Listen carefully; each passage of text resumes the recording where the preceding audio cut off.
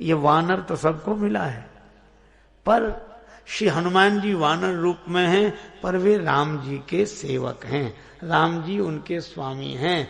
और रावण ने सांकेतिक ढंग से बात तो बड़ी अद्भुत कही है कि जो वानर का स्वामी है वह नर मुझे मार सकेगा, और इसका अर्थ है कि दानवता और ये विकार आदि दोष उस मानव के द्वारा मिटेंगे जो मानव मन का स्वामी होगा। यही राम कथा का संदेश है। तो यह कथा पुरातन तो है, पर हमारे समस्त सदग्रंथों की यही महिमा है कि वे पुरातन होते हुए भी सनातन हैं। पुरातन इस अर्थ में है कि ऐतिहासिक रूप में यह महत्वपूर्ण घटनाएं हुई हैं, यह कोई मिथक नहीं है, कल्पना नहीं है, लेकिन यह भी सत्य है कि यह हुए हैं, इसलिए पुरातन हैं, और आज भी हो रहे हैं, इसलिए सनातन है। और यही कारण है कि श्री राम जी को एक दिन पूर्व सूचना मिली, राम ही देव काल्हे जुबराजू,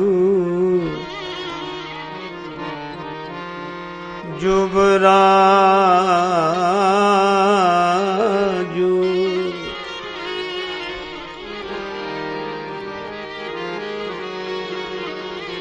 और दूसरे दिन प्रातः काल समाचार मिला, 14 वर्ष राम बनवासी।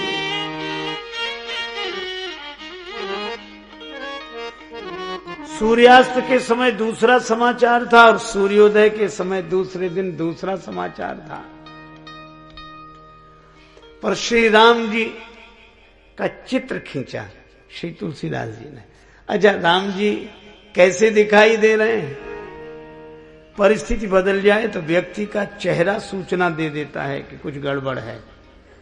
कई बार लोग कहते हैं उन्हें देखकर ही पता लग गया कि कुछ ना कुछ तो गड़बड़ है, पर राम जी को देखकर पता ही नहीं लग रहा। क्यों मुख प्रसन्न मन राग न रोसू। मुख प्रसन्न है तो रोष का भाव मन में मुख पर क्यों नहीं है? क्योंकि मन में राग नहीं है तो रोष क्यों हो?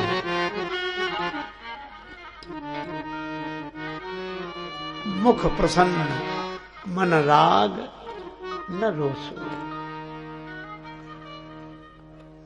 और मुझे तो लगता है कि कैकेयी माता ने तो कहा तापस वेश विशेष उदासी, पर राम जी तो पहले ही उदासीन है। उदासीन का अर्थ उदास नहीं होता। उदासीन का अर्थ ही है जिसे न कोई अपेक्षा है, न कोई उपेक्षा है, न लगाव है, न अलगाव है, न राग है, न द्वेष है। ऐसी सहज दशा का नाम ही उदासीन दशा है। इसी को उत्तमा सहजावस्था, इसी को कबीरदास जी कहते हैं साधो सहज समाधि भली, गुरु प्रसाद जा दिन ते उपजी दिन दिन अधिक चले। यहां बिल्कुल सहज, मुख प्रसन्न।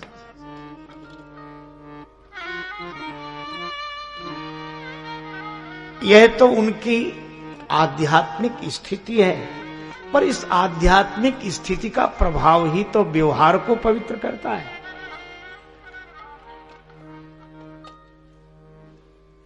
सुमंत जी से कहा गया अयोध्या नरेश अब तक जागे नहीं है, मंत्रीवर जाकर देखो।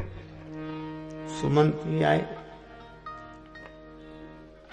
महाराज दशरथ को मूर्छित अवस्था में देखा। मूर्छा जब जब टूटती है तब तब मुख से राम राम राम स्मरण करते हैं। सुमंत जी अवाक रह गए यह स्थिति देखकर। महारानी कैकेयी जी से पूछते हैं महाराज की इस अस्वस्थता का कारण। कैकेयी जी उत्तर देने के क्षण में भी आदेश देती हैं, आनहु राम ही बेगी बुलाई, समाचार तब पूछे हो आई। श्री राम को बुला कर लाओ, तब समाचार पूछना। सुमंत जी समझ गए, लखी कुचाल कीन कछु रानी। श्री राम स्नान के लिए जा रहे हैं। चरणों में जूतियां नहीं हैं, सिर पर मुकुट नहीं है, वस्त्र के नाम पर एक धोती धारण किए हैं।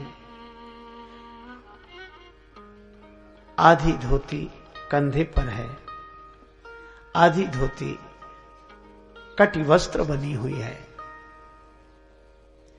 उसी समय सुमंत जी आए। श्री राम जी जैसे तो राम जी ही हैं, निरुपम न उपमा आन राम समान राम निगम कहें। सुमंत जी को आते देखा तो सुमंत जी का अभिवादन अभिनंदन वे ऐसे ही करते हैं जैसे महाराज श्री दशरथ का। राम सुमंत ही आवत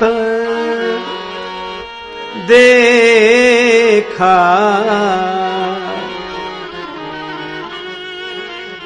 जब श्री राम ने मंत्रीवर सुमंत के चरणों में सिर रखा, करबद्ध मुद्रा में प्रणाम किया, सुमंत के नेत्रों से आंसू आ गए। राघवेंद्र, इस तरह प्रणाम करके मुझे संकोच में न डालें। इस विनत भाव से अभिवादन मुझे उचित नहीं लगता। श्री राम जी ने कहा, मंत्रीवर, यदि पूज्य पिताजी का आगमन होता तो मुझे ऐसे ही प्रणाम करना चाहिए था कि नहीं? अवश्य वे आपके पिता हैं, पूज्य हैं। राम जी ने कहा, तो आप भी मेरे लिए पितृतुल्य पूज्य हैं। आदर कीन पिता सम लेखा। सुमंत जी के नेत्र निर्झर हो गए, कंठ अवरुद्ध हो गए।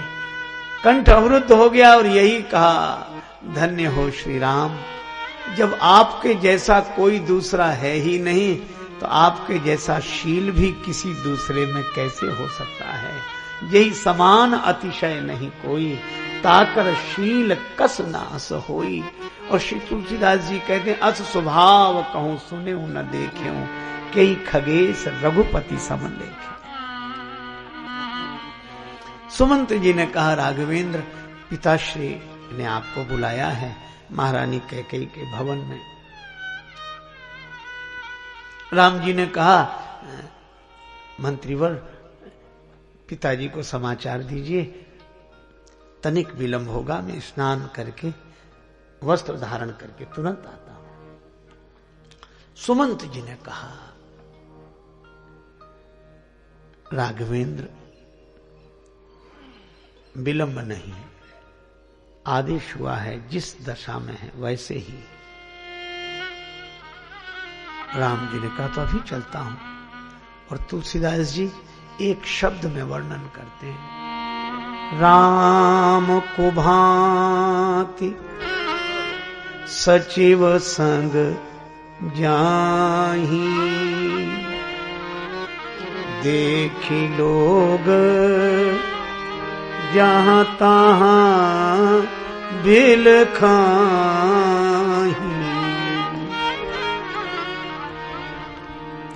लोग जहां तहां देखकर बिलखते थे, क्या बात है, क्या बात है। श्री राम जी ने माता कैकेयी के भवन में प्रवेश किया। पिताश्री की यह विपन्न, यह व्यथित दशा देखी।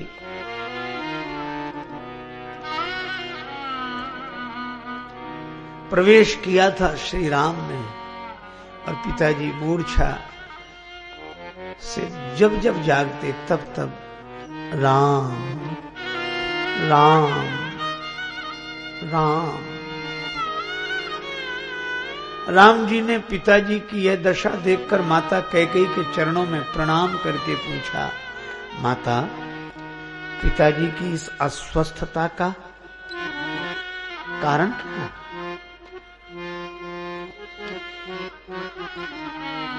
यह राम जी का शील और माता कैकेयी का व्यवहार। अत्यंत रूखे स्वर में बोली, महाराज की इस दयनीय दशा का कारण तुम हो। तुम्हारे कारण इनकी यह दशा हुई है। वह तो राम जी तुरंत कहते हैं, हाँ मां, अवश्य मेरे ही कारण यह दशा हुई होगी, लेकिन स्पष्ट करें मैं समझ नहीं पा रहा हूं। सुनहु राम सब कारण एहु, सुनहु राम सब कारण एहु।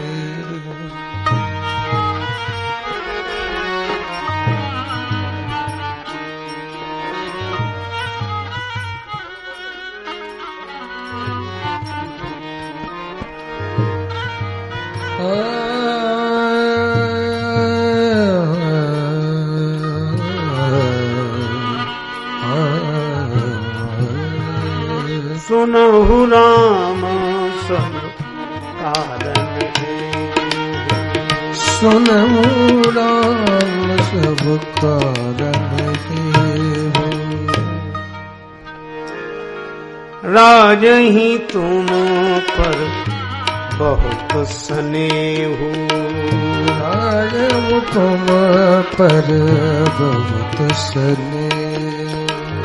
दैन कहे ओ मोहि दुई वरदाना, दैन कहे ओ मोहि दुई वरदाना।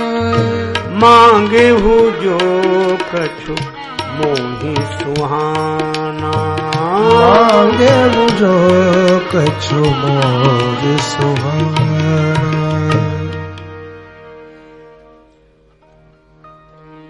माता कैकेयी बोली, राघव, कारण यह है महाराज दशरथ तुमसे अत्यधिक प्रेम करते हैं। मुझे 2 वरदान देने के लिए कहा था, मुझे जो अच्छा लगा मैंने मांग लिया।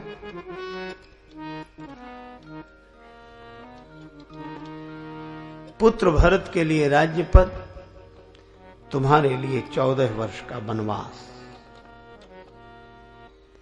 और तुम्हारे वियोग की कल्पना से ही अयोध्या नरेश व्यथित हैं।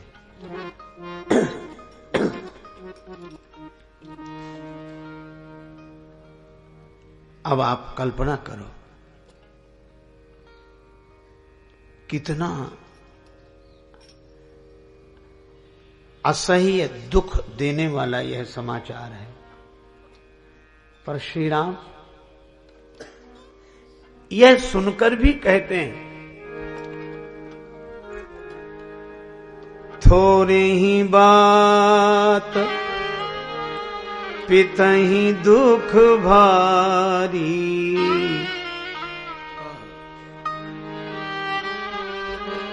होत प्रतीत न मोहि महतारी।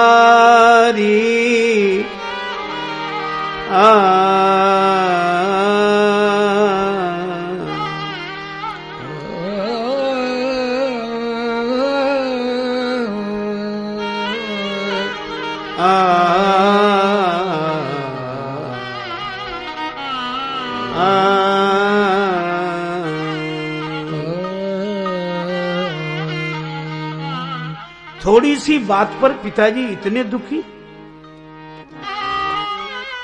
आप विचार करेंगे, थोड़ी सी बात, छोटी सी बात, 14 वर्ष का वन पर श्री राम कहते थोड़ी ही बात। कई बार लोग कहते अब बात को बढ़ाओ मत, थोड़े में बस। दुख तो आया है पर उसको उतना बड़ा काहे को बनाए, थोड़ी ही बात। कैकेयी जी अवाक रह गई कि ये थोड़ी सी बात है। श्री राम जी कहते मुझे विश्वास नहीं हो रहा है मां। अब कैकेयी जी कुपित हो गई, बाहों टेढ़ी हो गई, नेत्रों में लालिमा। क्या कहना चाहते हो राम? तुम्हें विश्वास नहीं होता तो क्या मैंने कुछ किया? नहीं नहीं मां, मेरे यह कहने का आशय नहीं है। आप तो महाराज के प्रतिकूल कुछ सोच ही नहीं सकती, करना तो दूर, हुआ तो मेरे ही द्वारा हुआ, मेरे ही कारण होगा, किंतु ये तो छोटी सी बात है। मुझे तो ऐसा लगता है कि मुझसे कोई बहुत बड़ा अपराध हो गया है। यदि अपराध होता तो मैं बताती नहीं, या अयोध्या नरेश स्वयं न कहते। श्री राम जी ने कहा मां, आप तो वात्सल्य की मूर्ति हैं, आप इतना प्रेम मुझसे करती हैं कि आप वह कारण बताएंगी नहीं कि मेरा अपराध क्या है। और पिताजी धीर गंभीर हैं। राव धीर गुण उदधी अगाधु,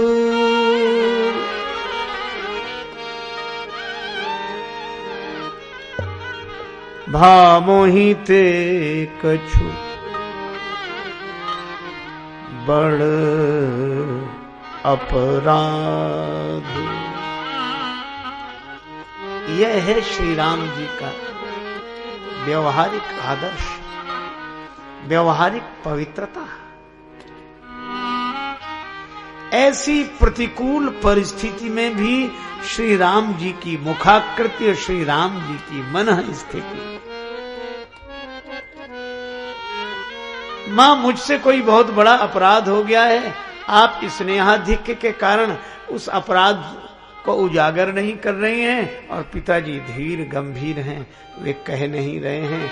और मां आप बताइए, निसंकोच बताइए, मेरा अपराध मुझे बताइए।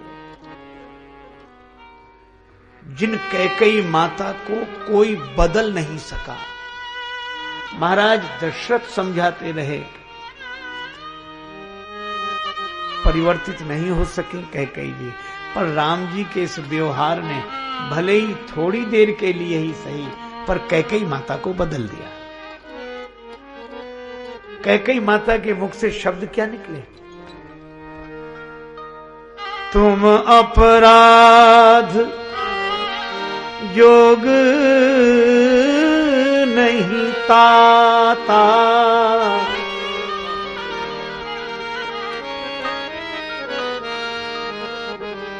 तुम अपराध योग नहीं ताता, तुम अपराध योग नहीं ताता, तुम अपराध योग नहीं ताता, तुम अपराध योग नहीं ताता। जननी जनक बंधु सुखदाता, जननी बंधु जनक सुख दाता,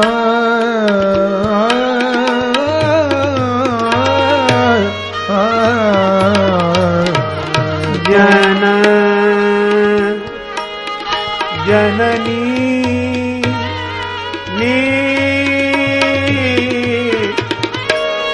जननी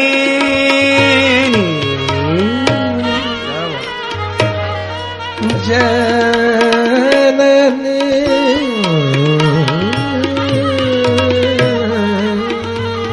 जनक बंधु सुखदाता तुम अपराध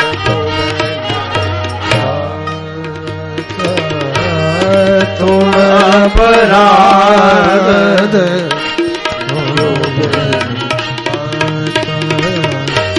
तुम अपराध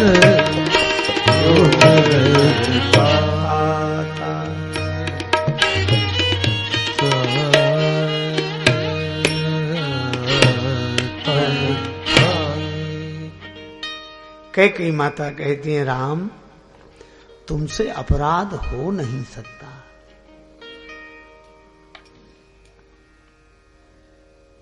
यह कैकेयी माता कहती है जो वन भेज रहे हैं, वे ही कहती हैं तुम अपराध योग नहीं ताता पुत्र, तुमसे कभी अपराध हो ही नहीं सकता।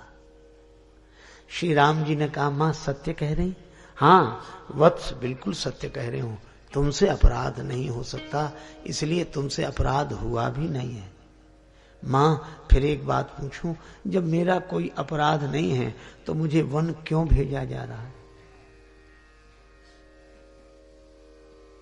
कैकेयी माता बोली वत्स अपराधी की तरह तुम्हें वन थोड़े ही भेज रही हूं।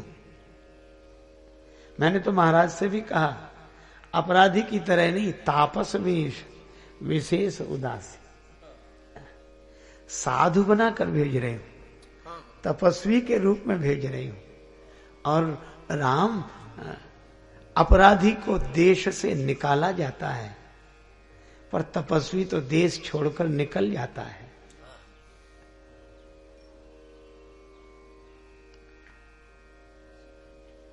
पर एक बात है मां, अपराधी देश छोड़कर निकलता है और तपस्वी देश छोड़कर निकल जाता है, तो उसके निकलने से और उसके व्यवहारिक जीवन से अनेकों को सुख मिलता है। तो समाज को भगवत भाव से देखकर सेवा की साधना करने के लिए ही तो साधु घर छोड़कर निकलता है।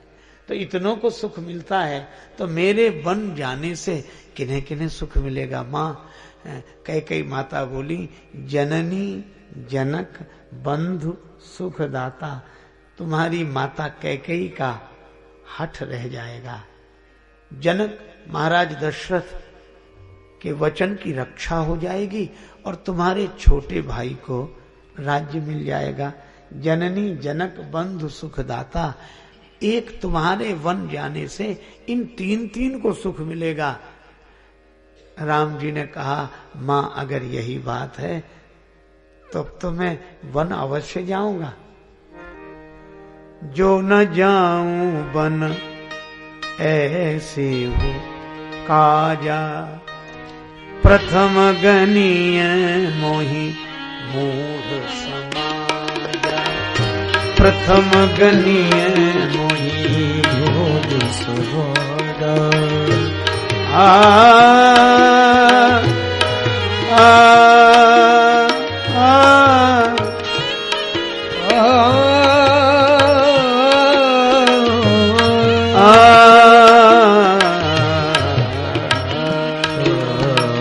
प्रथम गनीय मोहि मूढ़ समाजा, प्रथम गनीय मोहि मूढ़ समाजा।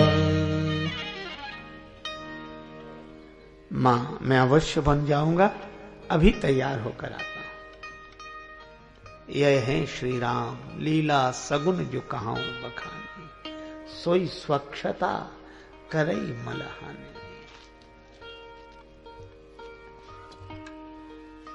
श्री तुलसीदास जी महाराज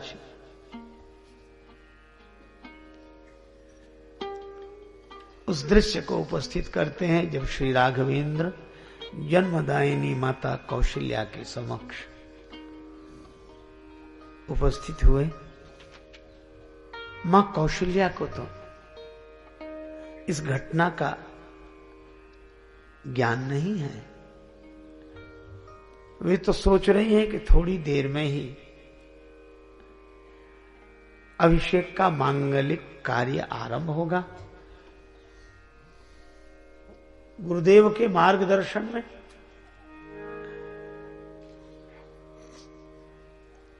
कहने लगी, राम अब तक स्नान नहीं किया, इतनी देर कर दी।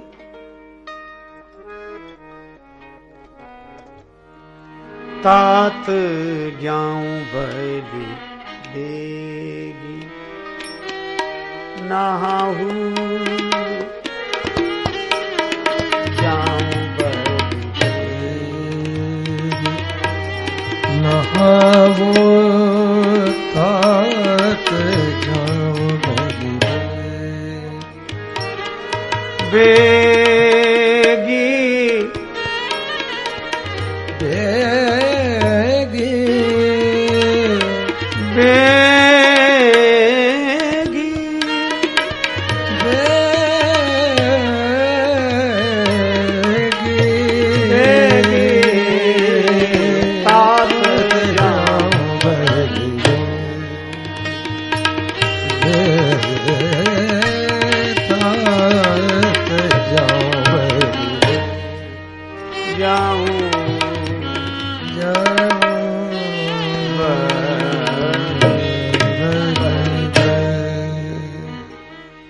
लाल जी मैं बलिहारी जाती हूं, शीघ्र स्नान करो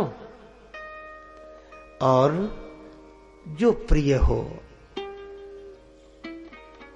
वह स्वल्पाहार ग्रहण करो, किंतु मधुर, जो मन भाव मधुर कछु खाओ।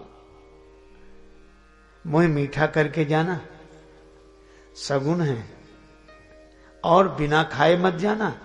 पता नहीं उस अनुष्ठान में नियम पूर्वक बैठकर रहना होगा, कितनी देर लगे, तब तक क्या भूखे रहोगे। जो मनोभाव मधुर कछु खाओ, पितु समीप तब जायो भैया। तब पिताजी के पास जाना।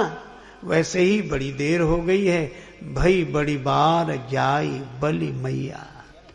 तुम्हारी मैया बलिहारी जाती है। माता हर्षाति रेख से भरी है, हृदय भरा है हर्षाति रेख से, सजल विलोचन आनंद का भाव। आहा, अब ऐसी ममता की बूंदती माता को श्री राम जी समझाएं तो कैसे समझाएं कि परिस्थिति बदल गई। पर श्री राम जी के उद्बोधन का ढंग भी बड़ा अद्भुत है। श्री राम जी कहते हैं, मां एक बात पूछो, युवराज पद बड़ा होता है कि राजा का पद? कौशल्या जी बोली, निस्संदेह राजा का पद। तो अब आप प्रसन्न इसलिए हो रही हैं कि मुझे युवराज पद पर बिठाया जा रहा है? हाँ, तब आप और अधिक प्रसन्न हो जाओ। क्यों? अब आपके बेटे को युवराज नहीं राजा बनाया जा रहा है। राजा? तुम्हें राजा बनाया जा रहा है? श्री राम जी कहते हैं, राजा बनाया ही नहीं जा रहा है, राजा बना दिया गया हूं। बना दिए गए हो? हाँ। खुशियां नहीं मनाई गई, मंगल वाद्य नहीं बजे, मधुर मधुर गीत नहीं गूंजे, सहनाइयां नहीं बजी, बधाई गीत नहीं गाए गए, खुशियां मनाने का कोई भी स्वरूप तो नहीं दिखाई दे रहा है।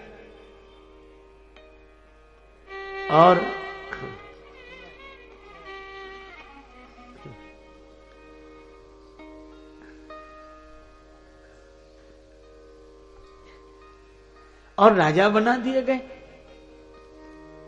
राम जी ने कहा, माता खुशियां तो वहां मनाई जा रही होंगी जहां का राजा बनाया गया हो। कहां के राजा बनाए गए हो? पिता दीन मोहे कानन राजू पिता दीन मोहि कानन राजू पिता दीन मोहि कानन